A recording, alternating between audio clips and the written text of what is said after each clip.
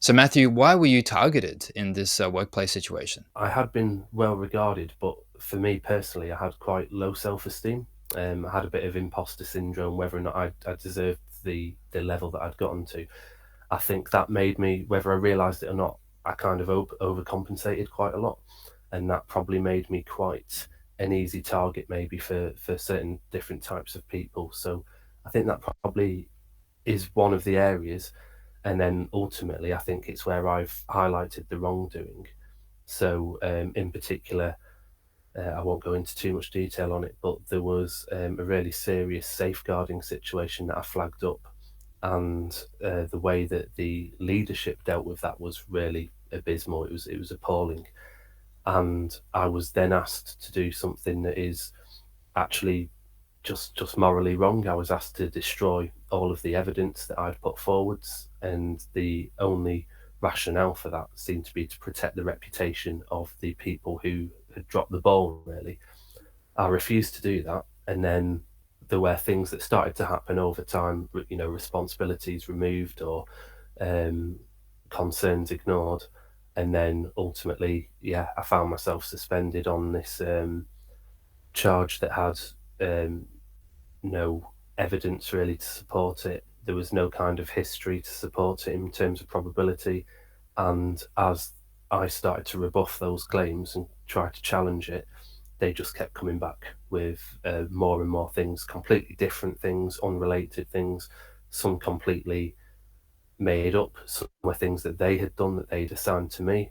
And some were things that, yeah, I definitely had done them. And that I think that was probably the most difficult bit, where things that I could recognize that I'd done, but I didn't know they were ever a problem, or they certainly hadn't been a problem at the time. But now they were being kind of rehashed into these kind of nefarious, evil level things that actually the context of it was where I tried to do good things or tried to help people. So yeah, I think the people that targeted me, they definitely stood to benefit from me not being there. They wanted to kind of silence those situations that they were felt threatened by, maybe. Yeah, absolutely. And that's something that's very important for everyone to keep in mind is that if someone is trying to smear you or discredit you, there's a very good reason why they're doing that. And it's not necessarily to do with your own character and yourself, it's what you've seen with this other person or this workplace and what you know about them. Yeah, that's a really key point, because a lot of the evidence I had was problematic, because on the one hand it proved my innocence, but on the other hand it proved their guilt.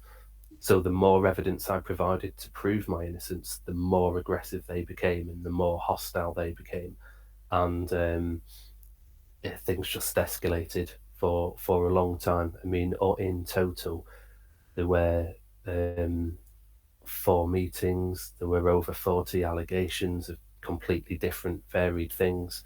Um, there were It went on for a period of nearly 9 months. It was pretty relentless. Wow, yeah. So you can see the desperation in that workplace to try and I guess to clear their name and to, like you said, destroy the evidence. Because what does a person or a workplace do when the evidence is actually walking around as a person? You have to really smear and discredit that person. And unfortunately, it was a very unpleasant situation. It sounds like that's what you went through. Yeah, that kind of sums it up. I mean, the emails that I had, the irrefutable evidence. There was a real campaign from them to get that destroyed, to get that. Um, there were threats with police, with jail for having this information, and all kinds of things that didn't pan out. They didn't go anywhere, but there was a lot of desperation to try to silence my voice, whilst at the same time completely smear me.